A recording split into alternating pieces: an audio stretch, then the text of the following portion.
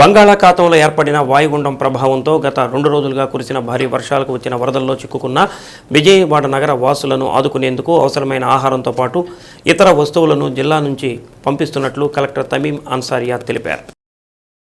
ఒంగోలు నగరంలోని బాలాజీ తిరుపతిరావు కళ్యాణ మండపంలో జిల్లా యంత్రాంగం ఆధ్వర్యంలో ఆహారాన్ని తయారు చేసి ప్రత్యేకంగా ప్యాకింగ్ చేసి విజయవాడకు తరలించారు. కళ్యాణ మండపంలో ఆహార తయారీని కలెక్టర్ పరిశీలించారు.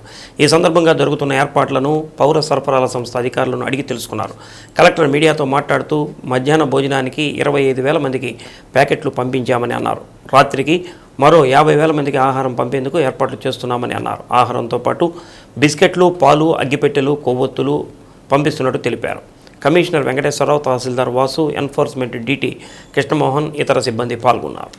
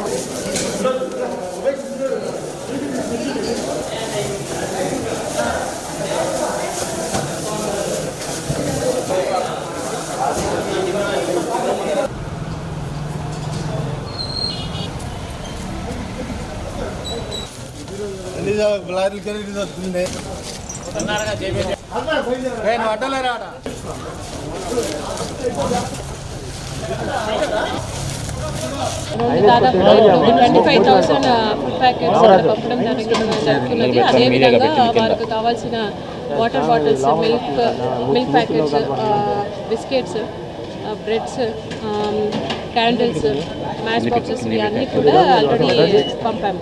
సో ఇంకా కూడా ఈవినింగ్ డిన్నర్ కావాల్సిన ఫుడ్